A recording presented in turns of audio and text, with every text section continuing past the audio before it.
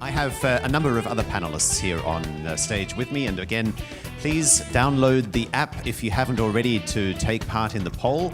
And also, if you have questions, feel free to raise them during the course of the conversation.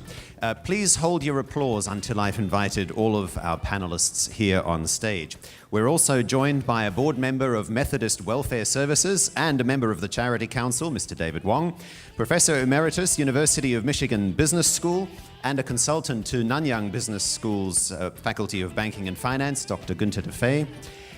Also here, two other guests, a partner at Gibson, Dunn & Crutcher, Robson Lee, and a lead independent director of Suntec REIT, and a member of 5 or 6, I think he's lost count, how many other charities, Mr. Vincent Chen. Give him a warm welcome, please.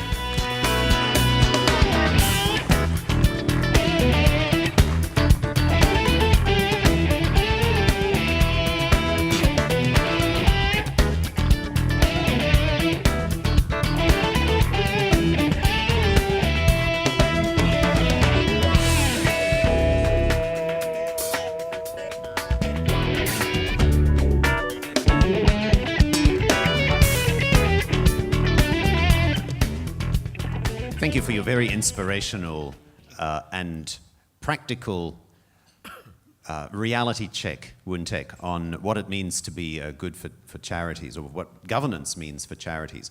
Can you help us, maybe in a nutshell, help us understand where you see the biggest differences between what we might read about governance that apply to the corporate sector, and that many of our guests here today will probably also be aware of, and charity. So we've heard about some of the similarities. What are the key differences? Okay, now in the corporate sector, the primary role is your shareholders, and you want to make profit, to pay dividends, to delight your shareholders, right? So everything you do for a profit-driven purpose. Okay. In charities, you are different. You're looking at how that dollar can help a lot more people. There's a very big difference between the corporate boards and the charities board. I think the concept of using the dollar is also very important. How do you stretch the dollar so that more can go to the needy? Okay? Now, when you look at the governance code, with these two different motifs, you have to approach it very differently. All right? In the corporate world, when we look at the governance code, both are all for self-regulation. Both are all for self-regulations. The code actually is not rules; they are principles to make sure that when you make that dollar, so that you can pay more dividends to the shareholders, you do it with ethics, right?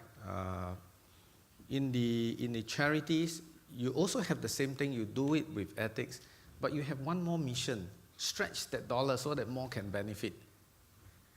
It's a difference. There's a difference, right? In terms of the principle, you don't see big differences between the private and the not-for-profit. But not-for-profit has one more mission: how do you stretch that dollar? That's my view. Professor de Fey. Actually, I would add, if I may, sure. Mark. I think another difference is the concept of independence. So, in corporate governance, a lot is made of independent directors, and the role of independent directors, and audit committee has got to have X number of independent directors. And of course, in charities, that concept doesn't sit quite the same, because in most charities, all board members are not paid, and in the sense, independent. In corporate governance, you've got the concept of independence from major shareholders, independence from management. So in charities, really, the concept of independence should focus on the difference between governance and management. And this is where, especially for smaller charities, I think we need to pay attention. So independence should focus on that, the separation of the governance from the executive, if you like. quite often in a smaller charity, and here I can think of, for example, religious charities, and some of you may be from religious charities. If you're a small church, for example, all right, you're the pastor who starts up the church, you're paid, and you chair the board at the same time. So the distinction between board oversight and management is not clear. I think that's acceptable, perhaps at the initial stage of an organization, but as the organization grows, you can see the importance of having a separation between governance and management. And that's where I think the concept of independence is a little different. All right, Vincent. I'd like to add to that. Partly, I think many of the charities that you all belong to, you might still use the term exco as opposed to a board. And that is a very common occurrence in charities, that the board members step in to perform executive roles, whether it is directly doing fundraising or managing the reserves, investing the funds, or planning the budget plans and reviewing the results. The treasurer, for example, treasurer would be the treasurer, the guy who signs checks. Most charities still require a board member to be signing all the checks, which personally I think is quite ridiculous when the charity grows to be a $30 million a year turnover, and you still have a board member to come in twice a week to sign every check down there. Okay, but shouldn't you there be still that have oversight? this mix, huh? Shouldn't there be that oversight? Very often, for whatever reason, maybe it's legacy reason, some boards don't fully want to leave it to management to do it. And normally, management is relatively thin in a charity compared to a listed company, for sure. Let me just quickly take your question, if I can, Mark. Sure. So you have a lot to say, so please, go ahead. There is a difference between the oversight and the actual execution of the function of a treasurer. So, in a small charity, you get a situation where the board is really running the charity. So you get a volunteer person, he's the treasurer. So he's really, looking after the accounts, he's maybe writing the checks and signing the checks, okay? So who's overseeing him? The question is, who is overseeing him, right? Hence my question, shouldn't that be a board member? So you need to move to a stage where you have this separation, where the treasurer maybe is not signing the checks anymore, all right? But therefore somebody else is signing the checks, but the treasurer has to oversee that process. Now, this particular area is sensitive because it depends on the nature of your charity. Because I believe if you're set up as a company limited by guarantee, you have that flexibility. But if you're an association, all right, there are legal requirements for you to have treasurers and treasurers to sign checks. All right? So these, you may have to look into the specifics of your charity, but the principle of independence and oversight needs to be looked at and how it's applied. All right, Wuntek, I do want to give our other speakers an opportunity to speak in a moment. But first, can I just pull you back to your comments on stage earlier about risk transfer? I think there were 4 or 5 what you can do with risk. Can I firstly get you to reiterate those, because I think a lot of people weren't able to write it down in time. But also, isn't this discussion about, do we have a board member overseeing a treasurer, is that risk transference? No. Okay, for those who need to write down how to treat risk, right? Avoid the risk, transfer the risk, mitigate the risk, accept the risk. Now this one, no need to go to university to study. Humans are the same one. If you are given these 4 ways to treat the risk, it doesn't matter whether you are in America, in Russia, in Singapore, and in China, all do the same. You either avoid or transfer the risk. Humans are made not to accept responsibility. That's my view. Whereas you're saying we should mitigate or accept. Huh? You're saying we should mitigate or accept. No, I think in the world today, we have to learn, and with the disruptive technologies and all this, you have to learn to mitigate and accept, right? Now, I know of a very successful businessman who used to run listed companies board. Today, he devotes a lot of his time doing charities. Every morning, he go in and sign checks. And this charity is actually quite big and growing very fast. All right. Every morning he signs checks. I asked him, there are better way to do oversight function now. You cannot micromanage. That's what I tell him, right? You know, you don't have to sign every check. You can set up a budget. Teach your people how to set up a budget, right? And then you monitor through the budget, right? You have to trust your people. He tell me one thing. He said, look, one thing. You are an accountant, you talk about internal controls, processes. I understand budgetary control system. I understand how it works in the listed company, you have a budgetary control system. I understand the meaning of oversight. But in this particular charity, I have a culture problem. The culture problem is people don't understand the value of $1. And actually, our children today don't understand the value of $1. Right? Your kids lose the handphone, what do you say? Don't worry. I buy you the new iPhone 7. How do you teach the value of $1 when your kids lose a handphone, you buy a better handphone? I do need to That's get very where the problem specific is. before, again, I invite others to speak. What should you do if not have a treasurer who signs the checks without board oversight? And which part of that risk avoidance, mitigation, transfer, or acceptance does it need to fall into? Let's be very specific. What would I do? Say again. If our two panelists here started to run away with the conversation on who should sign the checks, should it be the treasurer? And I just want to make sure that we walk away from this conversation with some practical how-tos. What should we do? I think it depends on the size of the organization, okay? One that I was involved in, we were very small. I literally sat there and did the accounts myself with the MYOB system. Today it is $30 million turnover a year, and several years back I refused to be the treasurer because I refused to go and sign every check down there, okay? If somebody wants to do it, fine, but basically, I think when you get to a certain size, you have a proper management, you have accountants, you have finance people, the finance directors.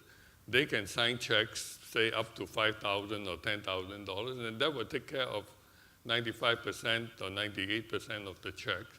And then the ones that are above that, when you sign, you actually make an inquiry, what is this for, and look at the supporting document. Otherwise, if you're presented with 50 checks to sign every other day, you're just going to sign it without looking. So consensus is your processes need to grow with the organization, Yes. and don't buy your children a handphone if you lose the old one. Right, Professor Dufay, what's the cultural implication here? Ultimately, governance is closely related to culture. And non-profits or charities need a special culture. They have to be not only involved from top to bottom, and especially at the supervisory board, not only involved, but committed. And there is a big difference, which I try to teach to my students by reminding them of the English breakfast, which consists of bacon and eggs. The chicken is involved in your breakfast, the pig is committed. A big difference. And so from top to bottom, I think it is, including board members, have to be committed. And over time, and this relates then to the time that a board member should serve. Yes. It is very difficult to keep up commitments for 30 years, okay? The enthusiasm, the purpose is thing. And this goes directly to the fundamental issue that has already been mentioned, but it's worth re-mentioning again. Unlike in a corporation, where enlightened shareholder wealth maximization goes a long way to sort out issues, in a charity, you always have two constituencies, without which the thing doesn't work. Obviously, you have the beneficiaries, and you have the folks who support generously the thing. And this is a very important balancing that anybody from staff to board member has to be very keen on and very much in the focus of his or her views in keeping that balance thing. It was already referred to that too much emphasis on fundraising is bad, but to be sloppy about it And especially, and I repeat what my previous, some of the previous speakers already said, but again, it's worth repeating. It's not only, the danger here is not only that somebody absconds with funds either for golden tubs or the golden thing or whatever, or first-class airfare, but it is often the sloppiness in supply contracts, right? Oh, we're not driven by shareholder wealth maximization. So I know this guy, I know him, we went to school together, he sells these things.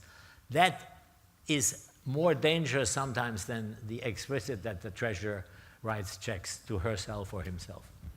Side note to our Muslim members of our audience, of course, there's also turkey bacon, none of which applies to the guest sitting next to me here, because Robson, you're a vegetarian, but you're just as committed, I think.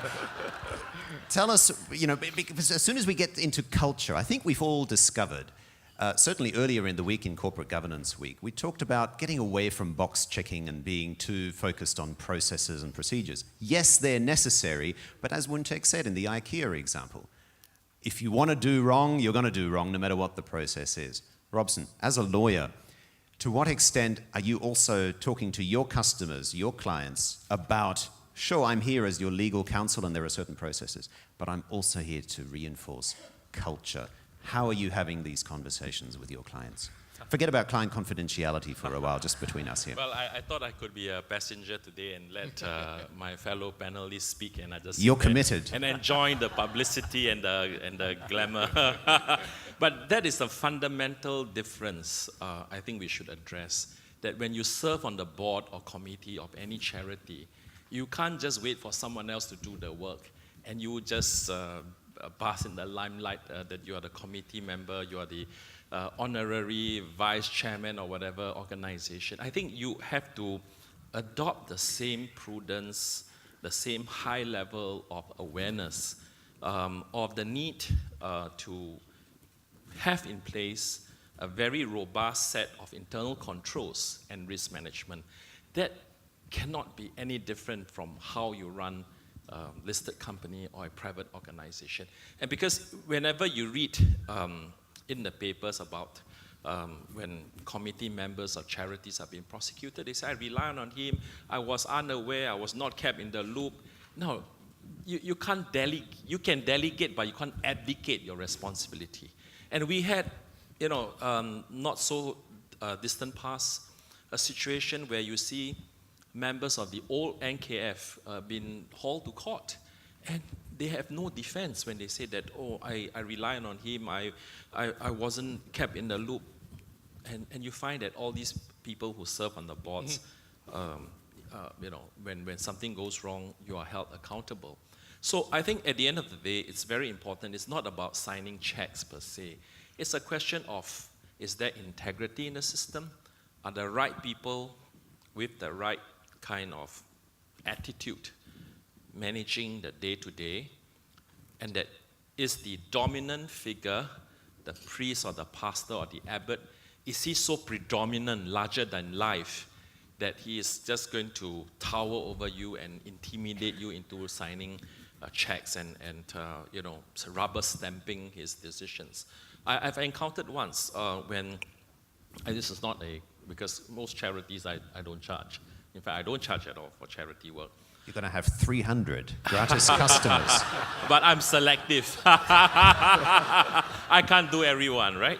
No, I once encountered, and it was a situation where the Secretariat office presented me with a stack of checks.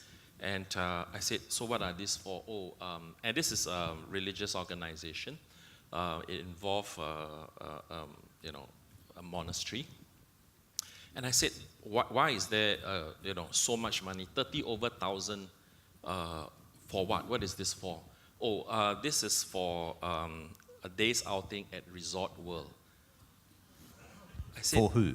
I said, look, who are these people? Visiting monks from neighboring countries. I said, if you tell me Garden by the Bay, I can accept that. But what should the monk be doing in Resort World? And to the tune of like $20,000, $30,000. I said, that is exorbitant and I'm not going to sign it.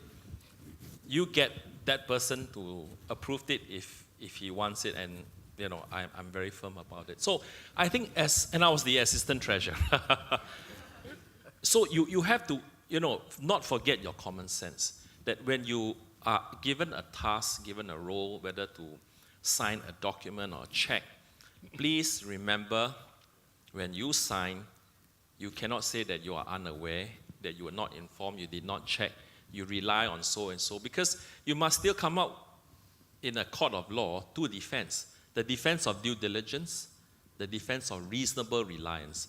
If you say, oh, the auditors have certified it, okay, I think I can trust that because there's a degree of professionalism and independence. But you say, oh, so-and-so asked you to sign, the chief abbot or the pastor, I think you need to look into it, inquire, raise, and if necessary, convene a proper board meeting and have all this trashed out.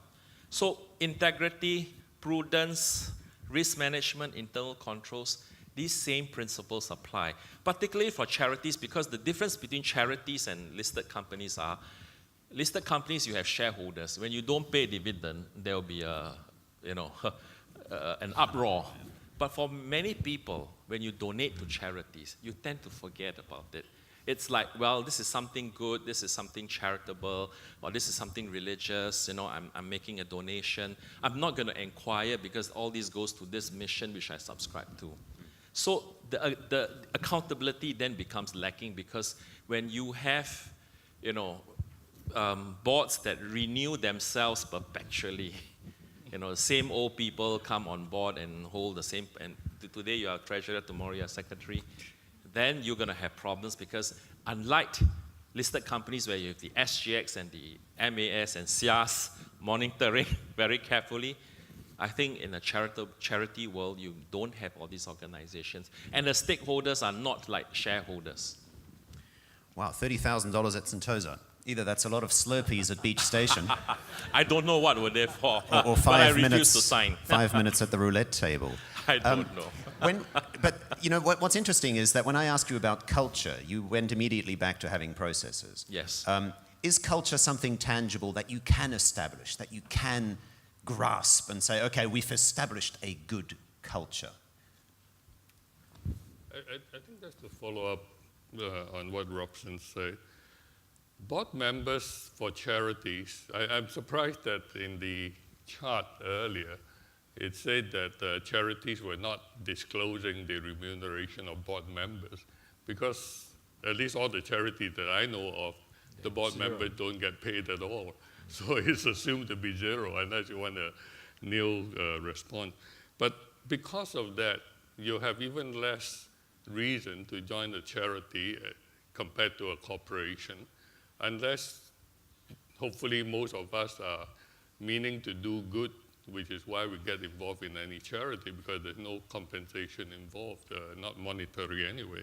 So I think the board members, the first thing you should look for is integrity, somebody with a moral compass. And I think many of you might have been watching the debate yesterday, and when they asked Donald Trump, why do you have all these bankruptcies? And he said, well, I look after my family and my employees, and this is what I did. And if you don't like it, I did it within what is allowed by the law. And if you don't like it, what I do, change the law. So in other words, you wouldn't be nominating Donald Trump to any of your charities, sir. But when you have people who just play by what is allowed and what is not allowed without any moral compass. Okay, but that again comes back to that word. You use the words integrity and moral compass. Again, these are very good words. And again, intrinsically, I think we all know that that's what's required. But how do you create it, Professor Dufay? So I think that when you have people who have a first idea of what is fair, what is integrity, then a lot of the rest of the governance is, common sense. And I think that's a word that Robson also used, just applying common sense, rather than being too technical about what is good governance. Well, you ask what do you do about it? And I think the solution of a problem starts with the recognition. And I think when you look at the governance of charities as compared to companies, and now I find myself more and more on the boards of charities and less on corporations, where in the interest of diversity, I am replaced by younger and better-looking women. So You should not be complaining. I am not. The point is with charities, if you are the part of the problem of recognizing the problem, I think that working for charities at the board level or at the staff level is that you work so hard and ultimately after a while you say, oh, I deserve a little bit. And if a board member you don't get paid, at least you deserve to fly first class. Now, you know, you justify. I'm on one German foundation. I come either from Singapore or for the States. Those are 9, 10-hour, 12-hour flights. I'm old, decrepit, I have a bad back. I can easily justify it. And I have to ask myself that. And I have market power in that foundation because they need my particular skills.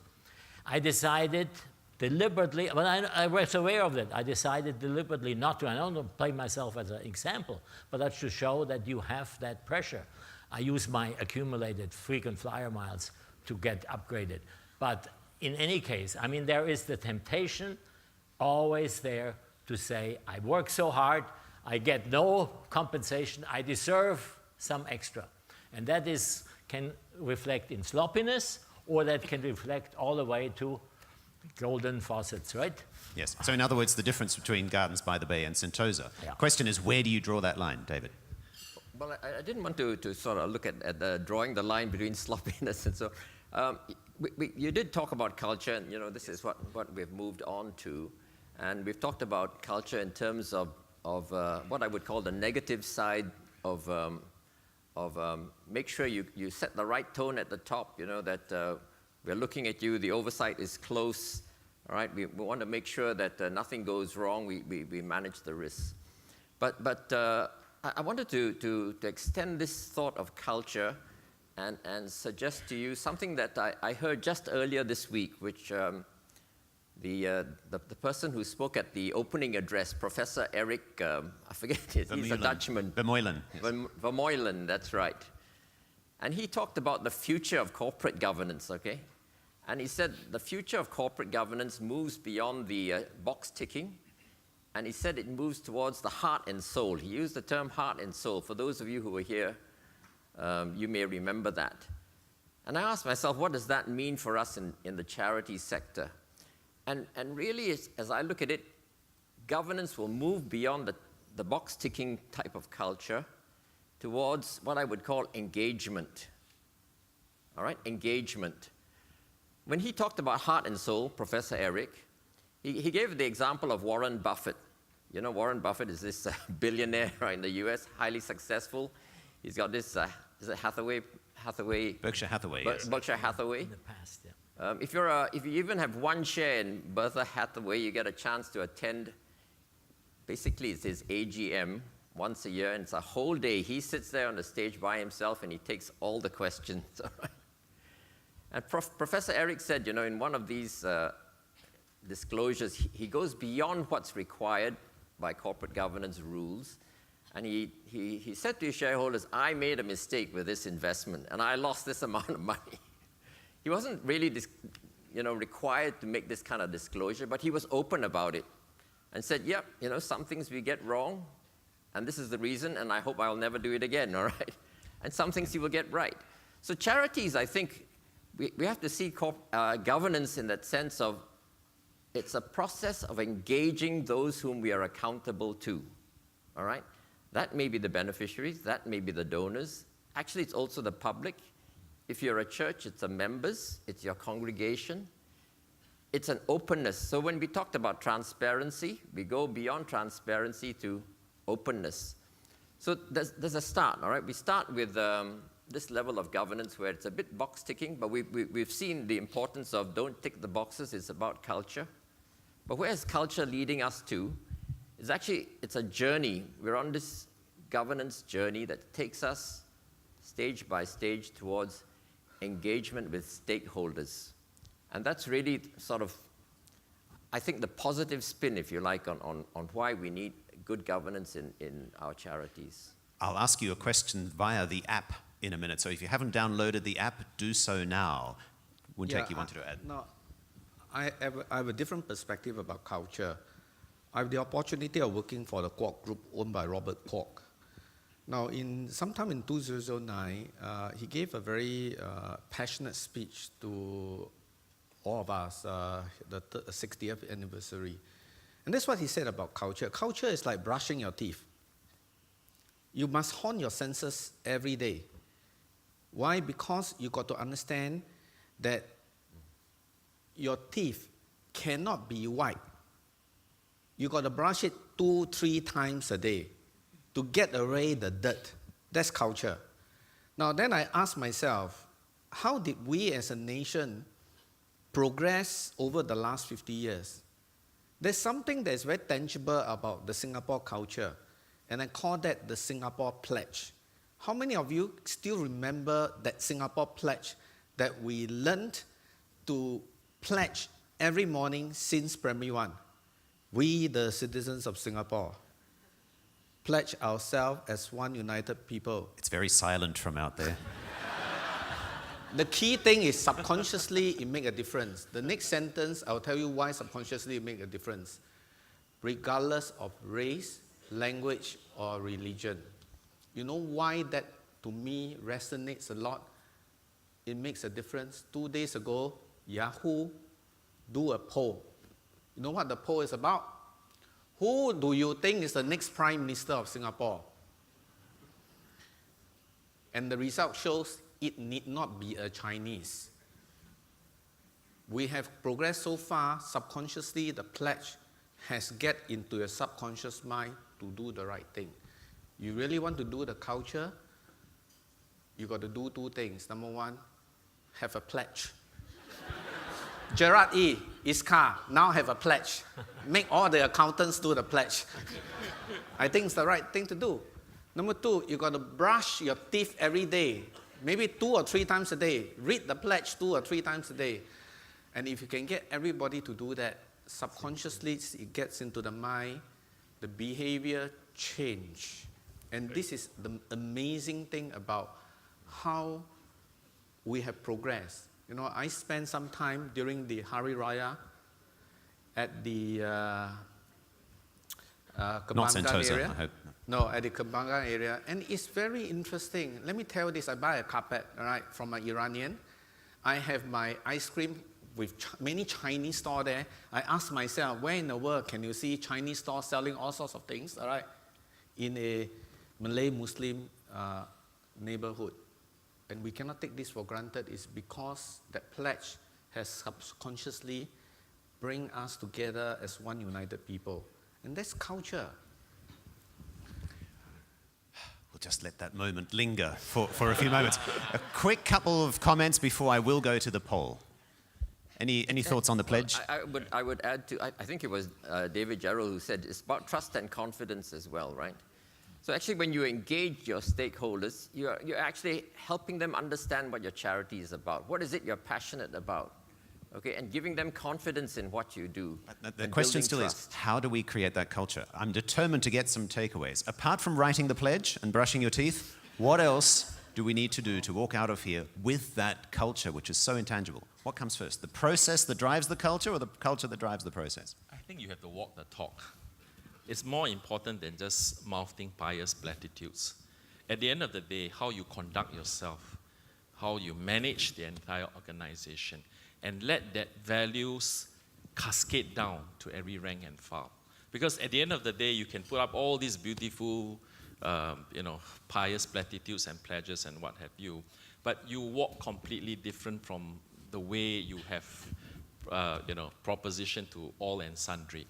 I think that's where the contradiction, and that's the root of all problems, because you don't walk the talk.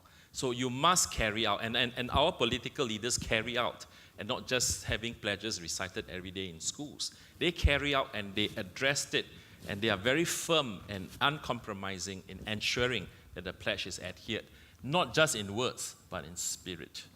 David? It had to start from the top. I know the first company I worked for, a bank, the general manager made it very clear that he doesn't take pencils and papers back for his kids to write on, and nobody else does. But otherwise, I can just imagine if the general manager does that, you say, oh, well, I'm short of 2 pencils, just take it for the kid. So it has to come from the top. Very David. strong. I would Thank you. add, I want to take the opportunity to throw in another word that is part of the governance vocabulary, and that is disclosure. And it's disclosure that enhances this culture of transparency and openness. You know, we're afraid to disclose, you know, attendance at board meetings. We're afraid to disclose remuneration of staff or connected parties. But I think when you have that sense of it's closed, this is private information, then it works against engagement. And that's why we have some of these provisions in the code which encourage disclosure and openness.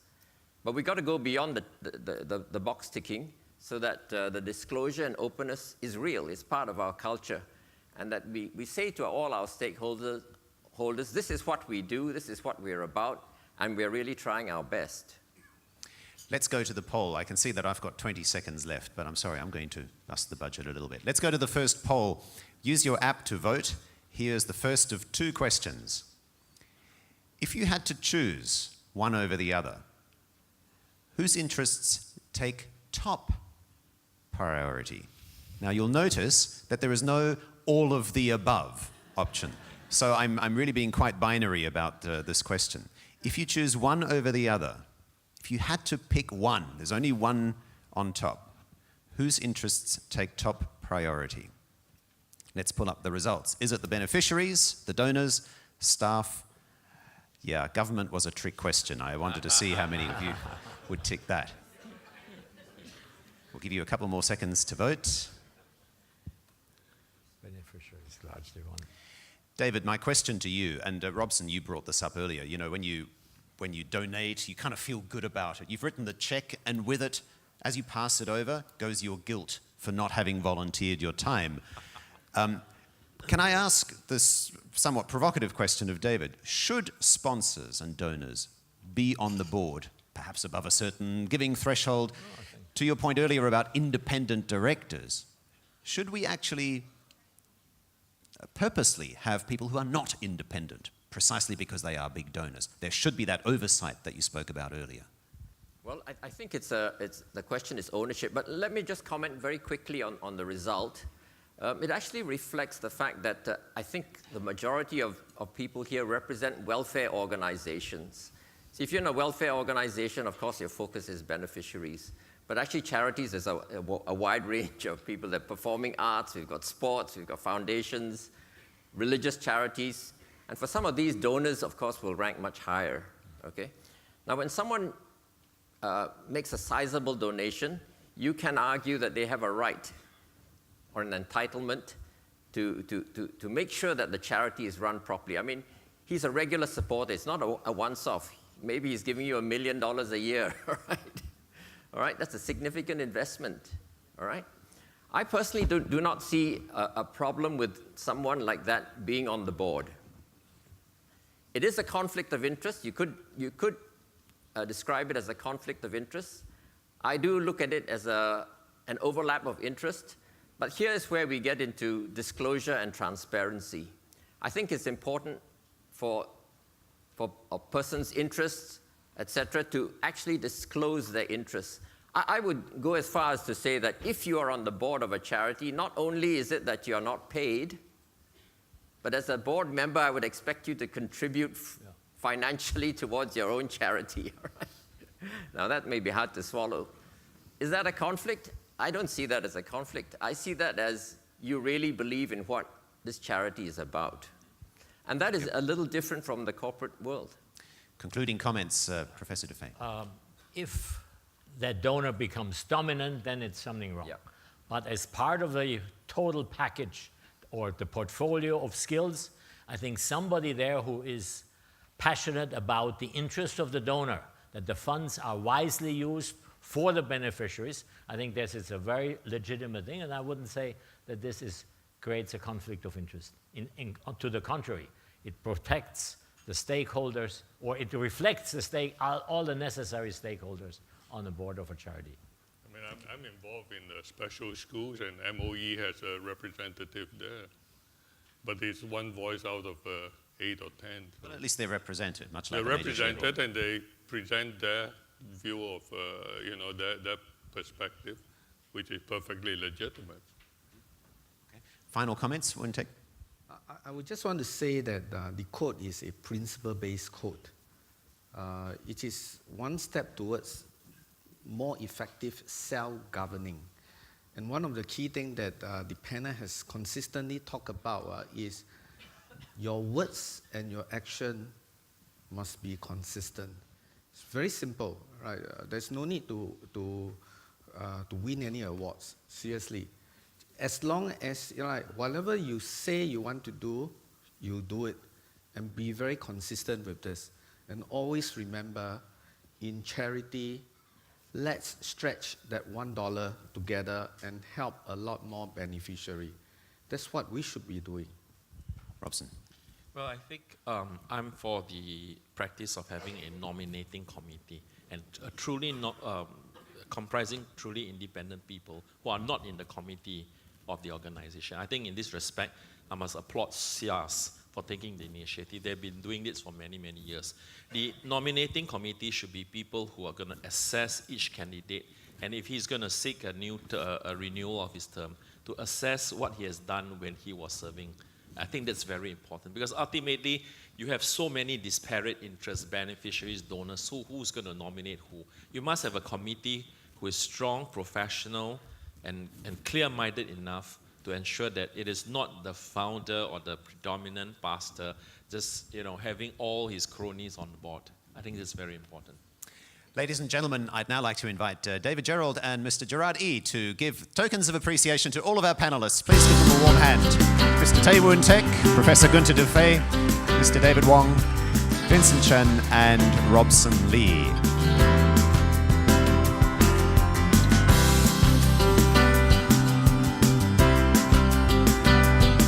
As we get the official tokens given here on stage, a brief reminder that we are back in this room after the tea break. We have morning tea served for you outside. Remember, it's only lunch that we are also serving on the 5th floor. Morning tea is being served only on this floor.